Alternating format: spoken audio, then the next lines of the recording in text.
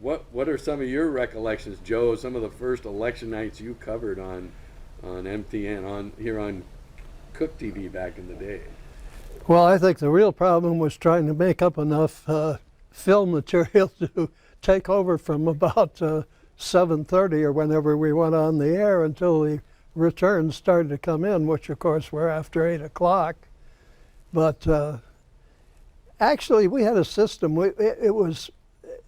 It was quick, but it required an awful lot of people. We had comptometer operators and people adding up numbers from various precincts. And occasionally we found somebody who couldn't add very well, which was not helpful. But it went very quickly, actually. I find now that it's surprising to me that it's so slow coming in. Yeah, like Joe was saying, it was very labor intensive. Yeah. And we had to have somebody at every precinct covering that thing and then bringing it back in. But it was accurate, and it was faster than we've had in recent times. Give me the good old days. Do you remember your first election night Oh, on the air? no, there've been so many of them. Yeah. Yeah, I can't remember either.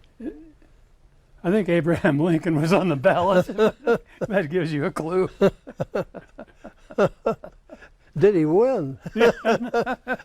When did you guys meet? When did you first meet Joe, Vic? Oh, when did you buy the station?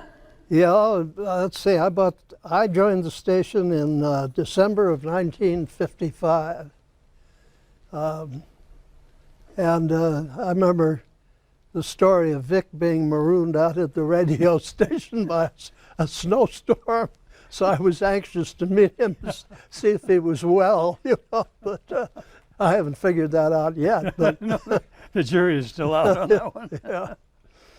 No, I came down and went to work for Cook Radio in 1953, a month before they put Cook TV on the air, which is why they had some openings. And we're obviously quite desperate. So they offered me a job, and I was a late night DJ, and then Joe was kind enough to let me come over into television after I'd played everything there was to play and say everything there was to say. And Joe, we watched a interview with you and George Lilly from when you sold the station to him, part of our archive project as we look back. And you were saying when you decided to create MTN, it was really a frustration that the state of Montana was so splintered, the East and West. No one could get together on what was best for the state.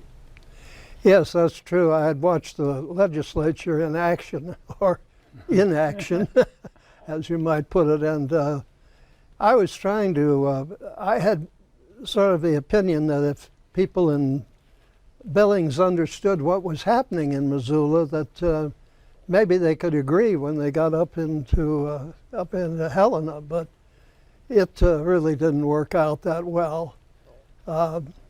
MTN has done a great job, but initially our competition here, for example, would keep saying it's not a local newscast. It's you know, it's a statewide newscast, and if you have a fender bender down on Montana Avenue, this is not the station to watch, and that kind of thing. So we had a little trouble here, but every other place it went over very well. The theory was that we could get a really good anchor up in Great Falls, where we originated, and we could afford to pay him or her more money than would be normal because they were broadcasting over 4 stations. And in theory, it was, I will still defend it, but I've got to admit we didn't do too well here in Billings until we got to the point that you're doing now, which we figured out eventually too, that you had to do clips from around the state, but you had to have more emphasis on local news. It's just the way it is. Yeah, people want to know where the fire engine went. Mm-hmm. Your memories early on here, because you held just about every position in this building at one point, didn't you? I did. It was kind of interesting. when we first got rolling into television, of course, you didn't have teleprompters. You didn't have tape machines. So you come up here with a script off of the Associated Press or UPI or whoever it happened to be, and go boing, boing, like one of these little birds that keeps going down, getting some water and coming up. So you had as much eye contact as you could, but it was almost all, it was a radio broadcast on television initially. Right. And then we started getting some of the bells and whistles, and it improved it a great deal.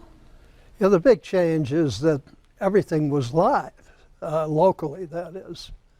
And believe me, you got into some unusual situations. I can remember once when Ed Pice, who was our operations director up on the hill, up on Sacrifice Cliff, where the studio was then,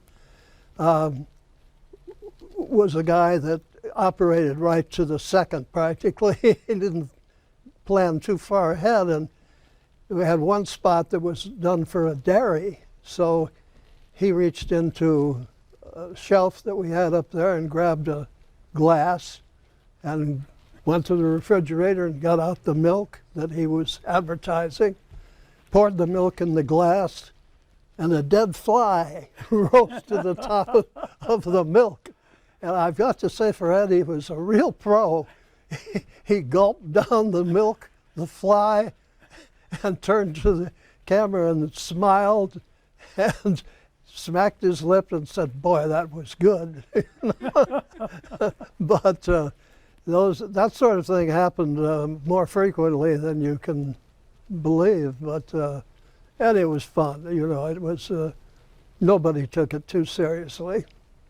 We had a program, excuse me, on Sundays live called CV on TV. It was a religious program.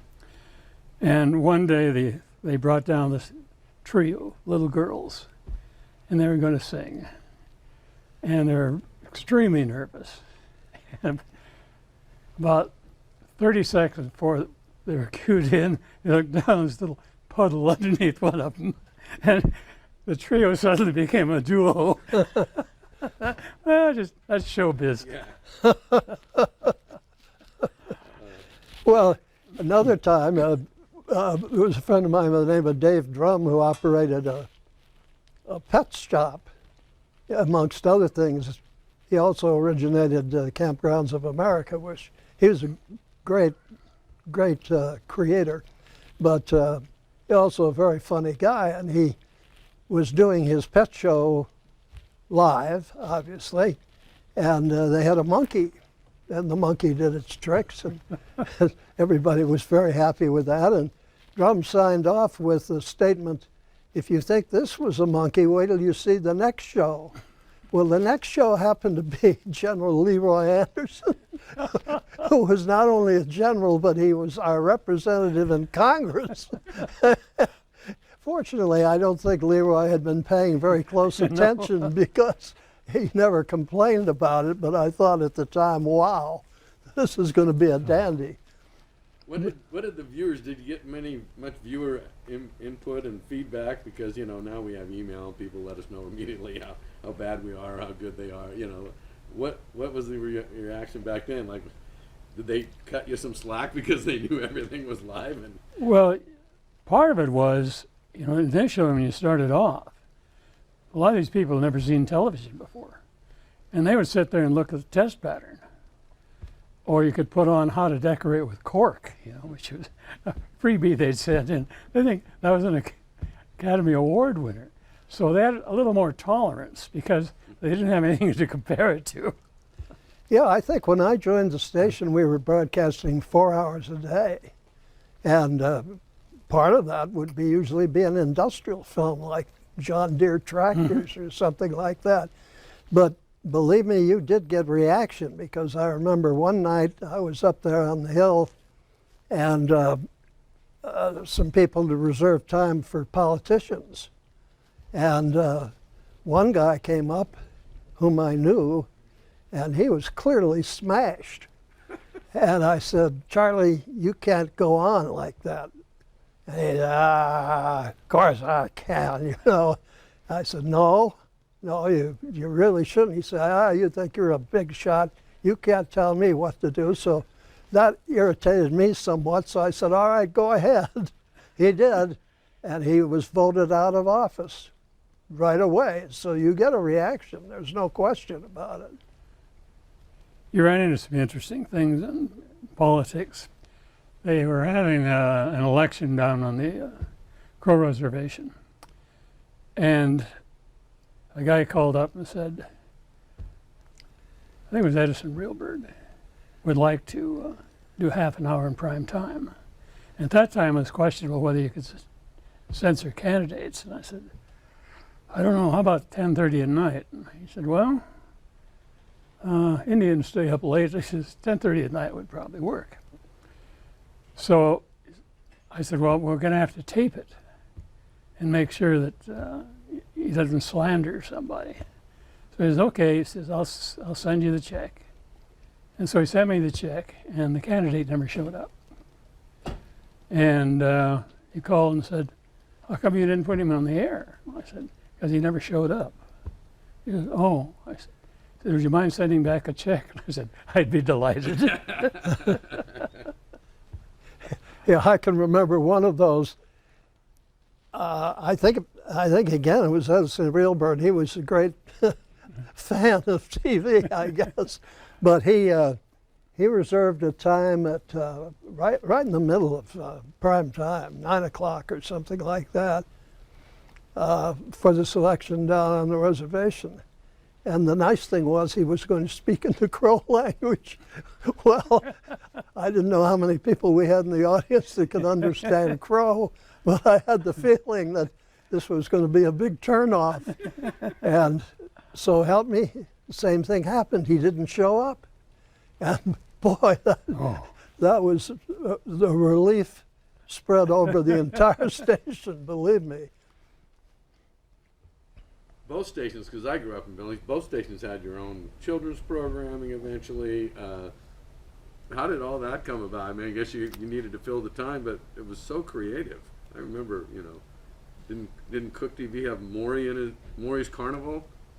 No, that was a competition. Okay. The one thing that we had to begin with was a woman's program called Yours Sincerely Billy. It was the first one on the air, and then Ava Johnson had it, and Jackie Bennett.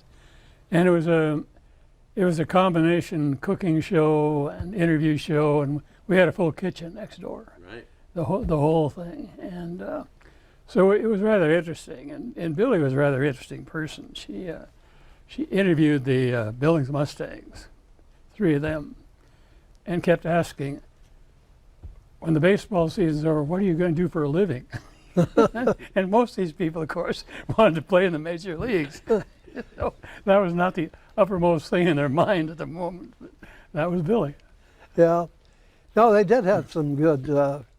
I will have to say, I think our competition stole the march on us with children's shows, because they had Froggy Doo. Right. Yeah. And Hal Deitman, the artist, was their production director, and he did a lot of interesting things. And Hall came over finally and worked with us, but they did a good job. Most of them eventually do. Mm-hmm. Yeah. Yeah, Hall did, he had some very elaborate things going on here. He was very imaginative, and he had this big globe. Oh, that's right. And Red Welsh was in it and would come out, and he had we didn't have cordless mics, of course, so he had this one cord, and one night he almost got decapitated because something went wrong, and went, There were lots of stories about Red. He was a wonderful guy, but one night, this was actually just before I joined the station, he got on there and predicted snow flurries for the weekend. We had 43 inches. Right. Those were the flurries. He never got over that. No. We wouldn't let him get over it. That was the answer to that. But he's a good guy.